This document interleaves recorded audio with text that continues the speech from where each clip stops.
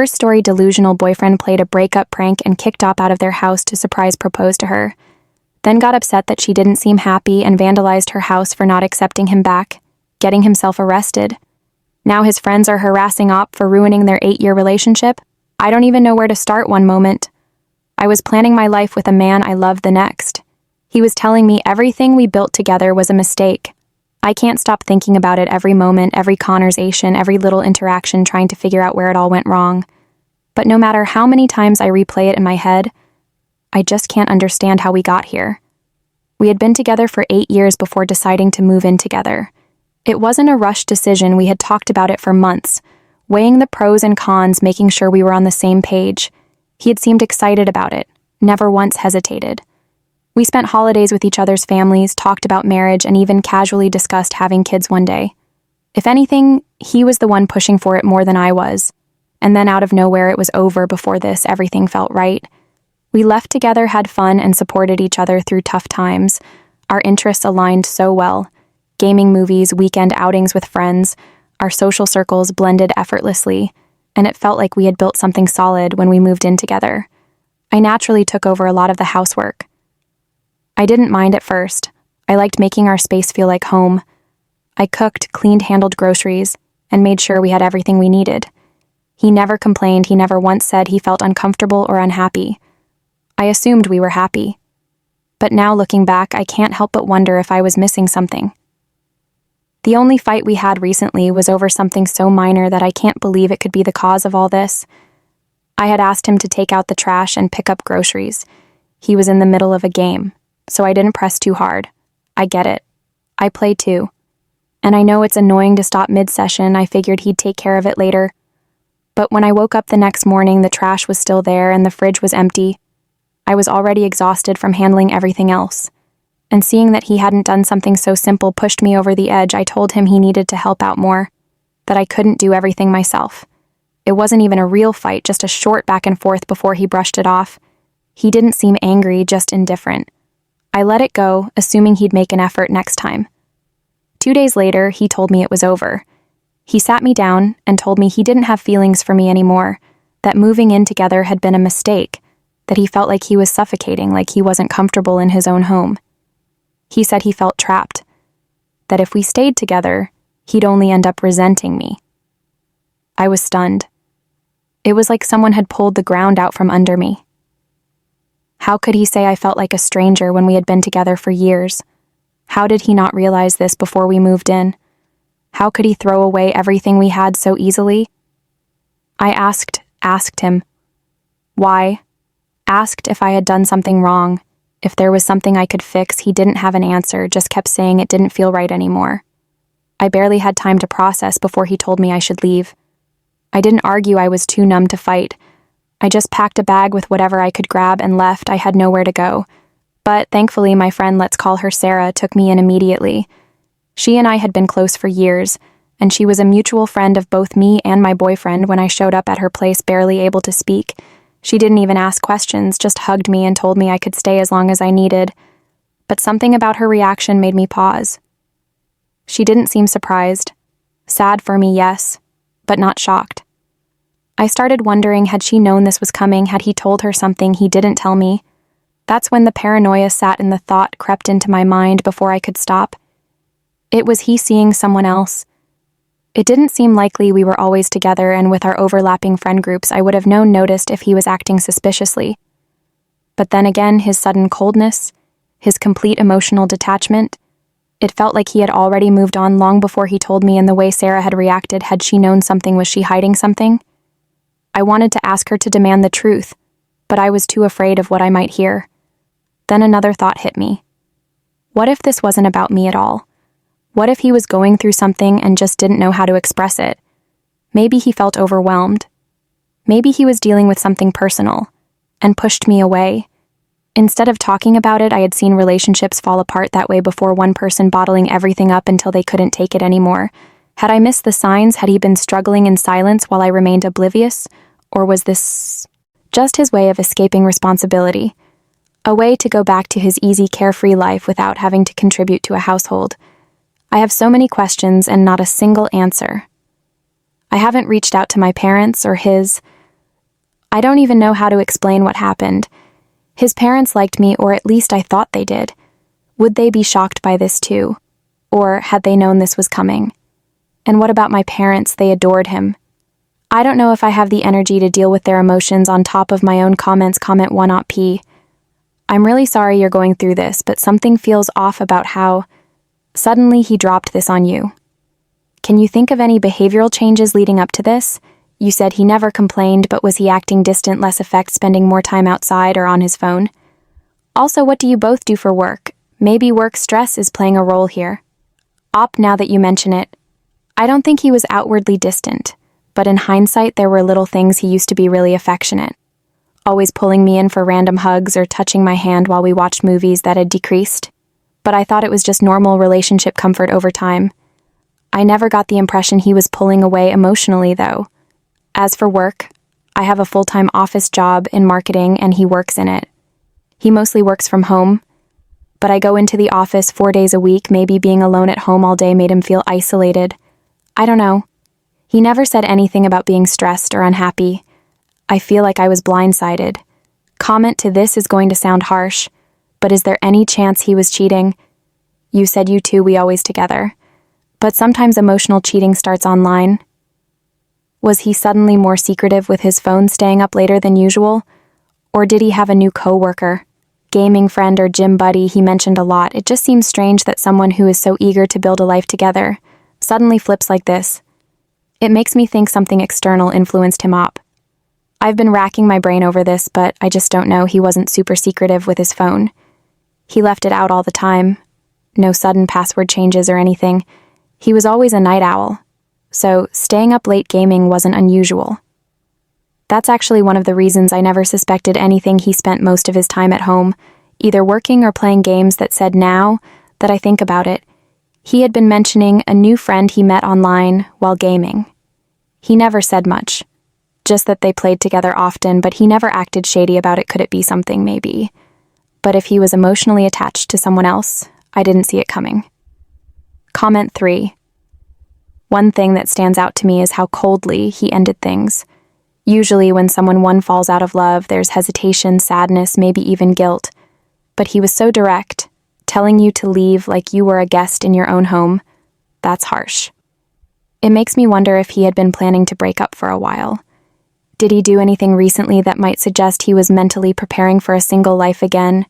Maybe reorganizing the apartment, making solo plans, or subtly withdrawing from mutual friends. With that hit hard. Yeah, he was weirdly unemotional about it. I expected maybe regret. But it was like he had already processed the breakup before I even knew it was happening.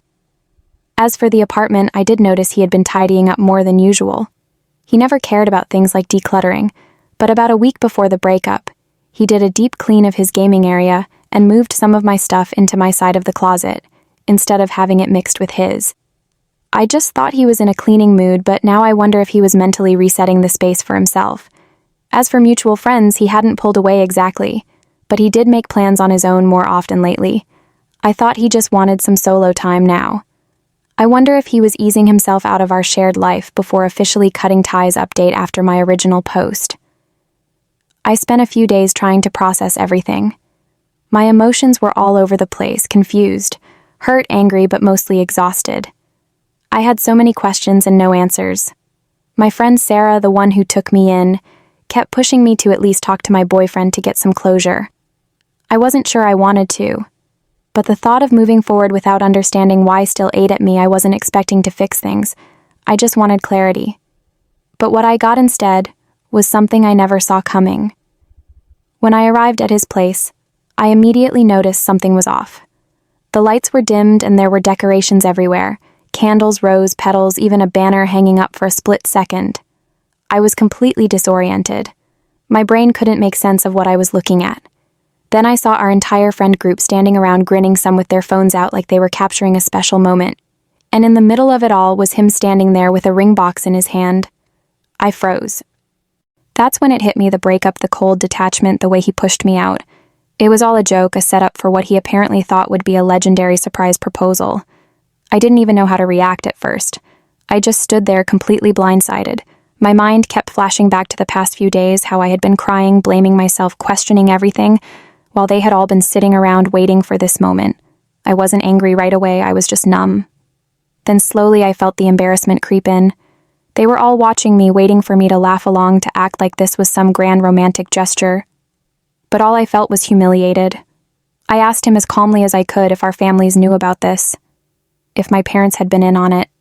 He looked confused by the question and said no. I wanted to surprise them.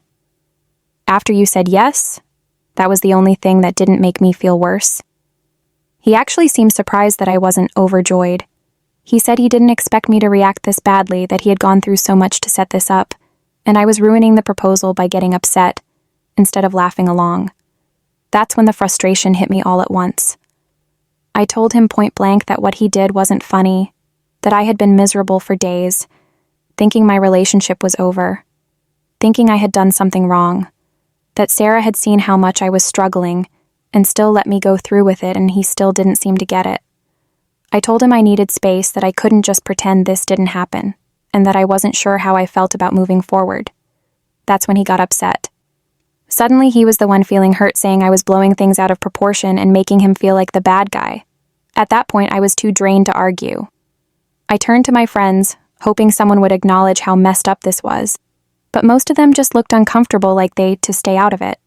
Some still had their phones out as if they had expected this to be a funny reaction video. And then there was Sarah, who had taken me in, who had let me sit in her house crying about a breakup she knew wasn't real. She just stood there not saying a word when I asked her why she didn't tell me, why she let me spiral for days. She just shrugged and said they all thought I'd find it funny too. I packed up my things and told my parents I wanted to visit for a while. I didn't tell them why.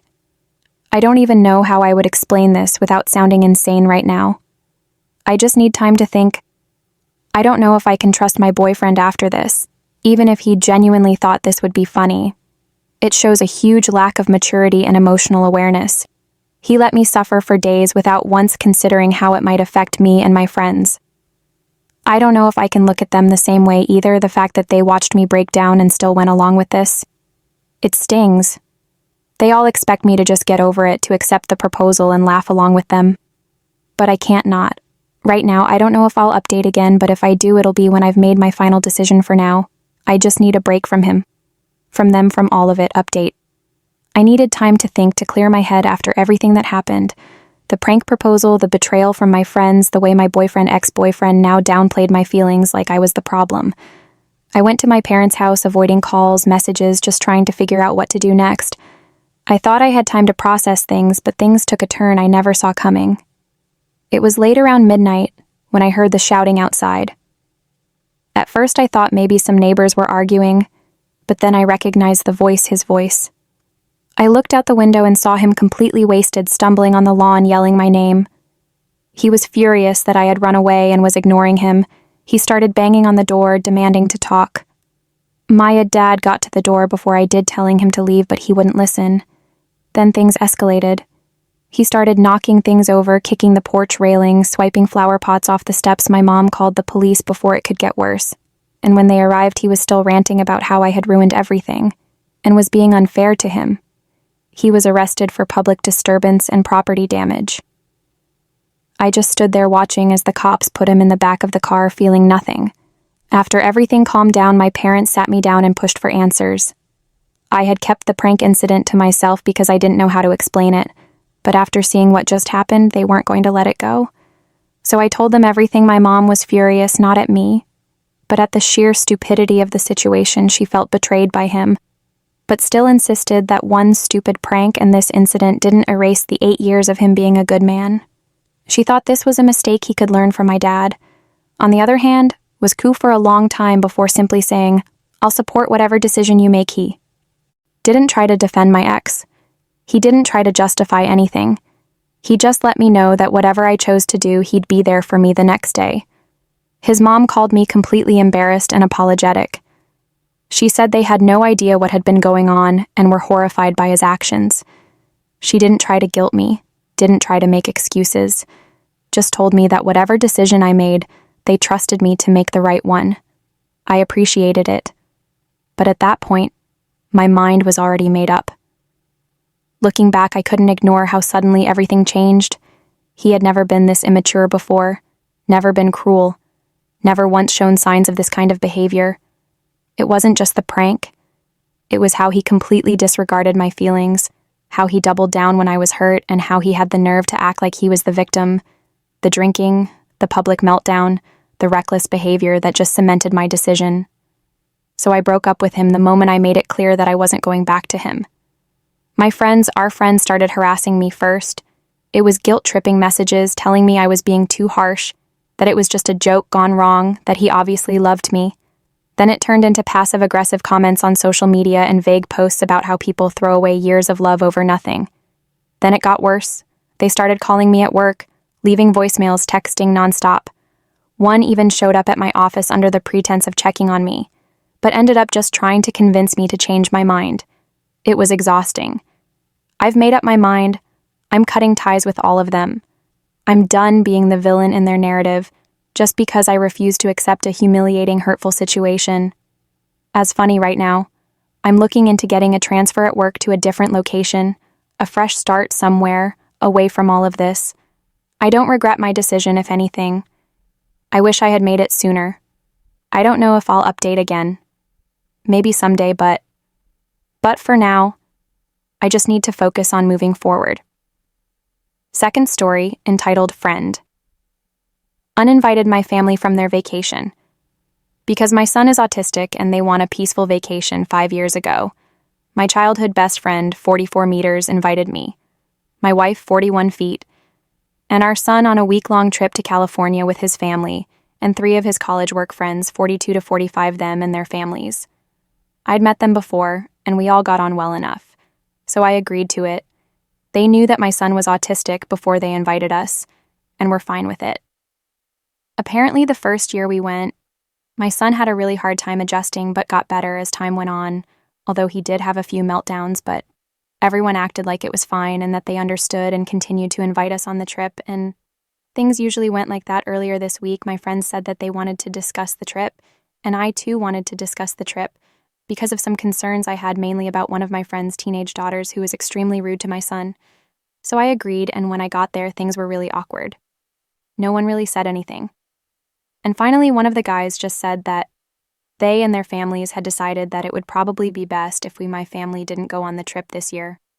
I was completely blindsided and of course asked why, and none of them would come right out and say it directly, but they slightly said it was because of my son. They said that this year, since it was vacation, they wanted to be able to truly relax, and for the past few years they haven't been able to. They also said that this year they really wanted some adult time, since they hadn't had any the last few years whenever my wife and I went out. Our son would have to come too because no one would stay with him, and quite frankly, I didn't trust any of the other kids to stay with him, and he had a meltdown once at a restaurant. Their final reason was that some of their kids were uncomfortable. We rent a big house out there and felt unsafe staying in the house because of one instance where my son did get a little out of hand, one time out of the 4 years. So I did understand that part a bit. Like I said, they never came right out and said it was because of my son. But I knew, and it really hurt, this trip is the only time my wife and I ever get away. And they knew that. I think it's pretty sad that a group of adults can't see past a few inconveniences and annoyances from a child who can't help it for a few days. But I know it's a little different for me because I deal with it all of the time overall. I'm just angry, hurt, and confused, as is my wife, by all of this because they are supposed to be my friends, and I thought they understood everything. I feel like I'm ready to cut ties with all of them and not look back, but my wife thinks that I should tell them all how I truly felt about the situation, so that they won't just think it's okay to do that to anyone. I don't really know what I'm asking. Whether I'm overreacting, I truly don't think I am, or whether I should just end the friendship now or talk to them first. TBR, friends excluded me and my family from the annual trip because my son has autism. I just want to cut them off and be done with it, but my wife thinks I should talk to them and tell them just how unacceptable that is. Top comment, Napkin Jangy, you have every right to feel hurt because we can't control the hands we're dealt.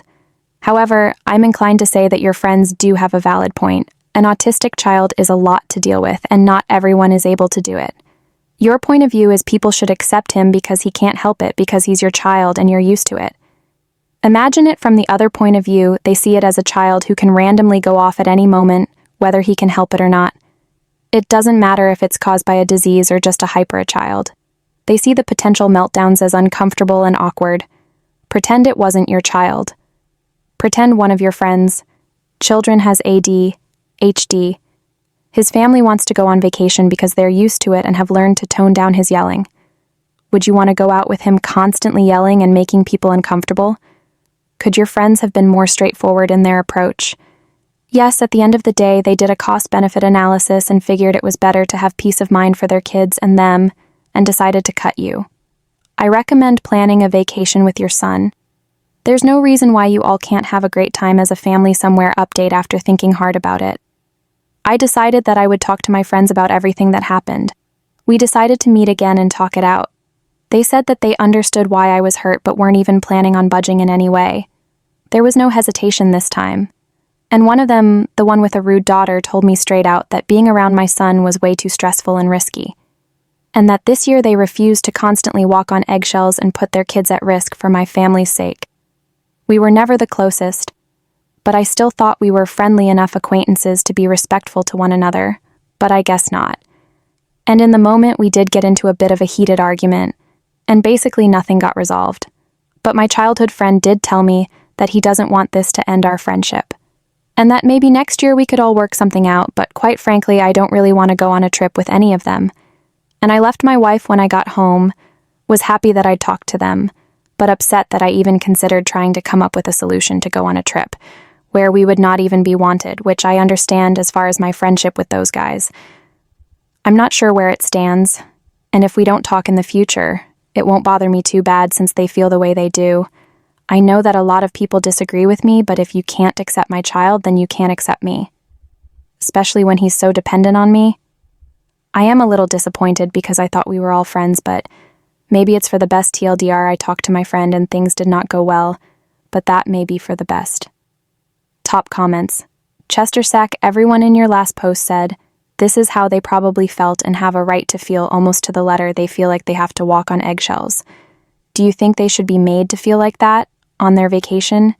You feel like they're rejecting your family and you have a right to feel that way? But it seems like you still haven't looked at the other side of the coin. Mrs. Coach, your friends don't owe you a vacation. You're demonizing them as if they don't like you or your kid, and you feel that they should accept your son without reservations because his misbehavior is part of his disability. Vacations are not supposed to be stressful, and your son adds stress to their vacation. They are in no way obligated to deal with that. You are because he is your kid, and guess what? They tried for 4 years to accept the situation and see it from your end. What have you tried? Third story, the saga of the narcissistic mill and silver spin-op who gave her husband some balls to go and see. Okay. So I've never posted here before about this, but I feel like it's crazy enough now. Now I, 26 FAM, married to an old high school friend. 27M, and we have one kid. We didn't date very long before eloping. It was like 6 months, but we'd known each other for a decade. I'd always had a crush on him, and he always thought I was attractive, so there wasn't much thought to it. I guessed, well, this is where the trouble started, and hindsight is always 20/20. I'm so glad I didn't have a full-blown wedding because of my mill. Our relationship just deteriorated over time because she's a crazy cig smoker and a huge alcoholic. Like, she says she's getting help but hides wine bottles in precarious places. I'd always had bad vibes about my mill and Phil too, so of course I got pregnant a few months after we got married. That's where things started to go poorly. She was very curt with me, but very doting on my husband, like a little more than usual. My mill had my husband before marrying her current husband, but they've been together since 5 or something anyway, so I'm becoming more of a whale as my little babe grows. I told my hubby we needed to talk to her about her drinking and smoking. He was very hesitant, and I see why now. So we basically put it off as long as possible. This will come up again. We asked her if she wanted to help out, planning the baby shower. She said sure, she's a S to a 17-year-old and literally doesn't go anywhere because she hates leaving the house. So my mom and she were all texting, and my mom and I were throwing places around, and she never said anything. So we landed on a place, my mom liked it, and I trust her judgment, so we booked it. My mill got mad at her and me for booking a place, but she was in the group chat, so we apologized and said, let's meet up for lunch to select the menu. She said no, she didn't want to go to lunch. Finally, we got my husband to come too, so she ended up coming and gave zero input because she also only eats chicken tenders and mac and cheese. So fast forward to the day, she brought baby photos of my hubby as requested because we were going to put them out well. Since my mom planned everything down to the dang drinks, she forgot my mill got pissed at her. She also got drunk and threw a tantrum because I didn't open her gifts first and left. I didn't know this happened, but my friends told me later. So as my due date is closer, we called her to have a chat. It was a big one because we were also letting her know no one was going to be visiting us in the hospital because I wanted to recover in peace after pushing a watermelon out of me. But my mom was going to be there to support me during labor and the birth. And then she would leave. Well, of course she didn't like that. She told me and told my husband he has no balls, so he and I talked and decided on a compromise. She could come for 15 to 20 minutes and then leave so I can recover. She literally said F you both again. So I said fine bye at this point. I'm getting pretty angry with her, so one day we told her we were coming over to chat and clear the air. She didn't let us in the house for an hour, and mind you, it's January. So my pregnant ARS is standing outside in the rain because she didn't want to talk finally when she lets us in. She's yelling, telling me, "Who do you think you are? This is between my son and me. You're putting a wedge between my son and me," etc. She also proceeded to tell my husband he has no balls again, and she's cursing and all this. We somehow navigate all this, and we get to the part where we start talking to her about her alcohol and smoking problem, which reignited the whole situation. I know how I kept my cool, but I did honestly, it was crazy. She said she would stop drinking and stop smoking to get ready for the baby. So the time is approaching. I got so stressed out with what was going on. I had an extremely healthy and amazing pregnancy, but with 3 weeks to go, I developed hypertension from the continuous bullying. My mill was putting me and my husband through. I was induced and had the baby early, and I blame her entirely for it around now. I was really expressing my discomfort of letting our baby around her, but my husband was abused his whole life by them physically and mentally, so he still felt that strong need to get their approval. So I gave him let my mill watch our baby while he and I went to Coop's therapy every week as time went on. Things were okay, but I was still hurt by what happened when I was pregnant. But my husband started to truly see what was going on. That's when the admissions came about his abuse and how traumatic his childhood was. That's when we decided to take a break from his family, so we could focus on us. Of course, that didn't go over. Well, my husband didn't say much about how the conversation went, but I could tell he was getting sick of her. But I do know my mill said after a long, angry rant, "I hope you're happy with her, like you're breaking up with him." What we passed that time in peace, and my husband and I become stronger than ever. We were on the brink of divorce over all this, because he just felt a strong pull to get their approval, and I was dead set against our baby being around them. He finally saw why I felt this way, and we worked on us. He started his own trauma therapy, and he's truly healing for the first time. Somewhere in there, we were told that my mill tried to unalive herself, but apparently, that was a lie. Just psychological warfare. So, Thanksgiving in America LOL is fast approaching, and my mill asks if we're coming. I told Hubs I didn't want to, and he respected me on that. So he told his mom, no, and I was so happy. LOL, but it didn't go over well. She called me a "see you next Tuesday" 3 different times on text and then said, "Let me refresh your memories on what happened," displaying her grade and narcissism. She truly believes she hasn't done a single thing wrong and refuses to apologize. About anything. Well, Thanksgiving comes and goes. My husband went over, and of course she started talking SAT about me again, and he told her that's exactly why she doesn't see her grandbaby anymore, because he won't tolerate disrespect for his wife. Go babe. She called to say my husband and our baby are welcome for Christmas, but I am not. He said that he would be stopping by at Christmas. She asked if our kid was coming. He said no. So she said in all her amazing motherness that her own son cannot come over for Christmas. And that hurt his feelings so bad, and I'm just sitting here not surprised at all, but comforting him. Well, a couple of days ago, my Phil went to my dad's office to ask him to intervene. Because my Mill is crying more than when her own brother unalived himself. My dad told him he'd chat with us, and we both said, "Heck no, we're not talking to them until some apologies are made." So my dad will be telling my in-law to leave him out of it. This is an ongoing situation. I'll be back for updates as I can give them thanks for reading if you made it this far. Update I'm back with. More thanks for coming on this journey with me 3.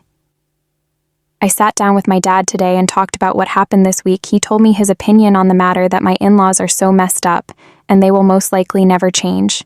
They will never see us as adults as well as parents making adult and parent decisions. They will always see their son as a child, and me as the CNT who poisons him. Lovely, right? He told my Mill and Phil that he wanted nothing to do with the situation, as he supports our decision. He does slightly disagree with me and thinks we should go over for Xmas just to make my husband happy.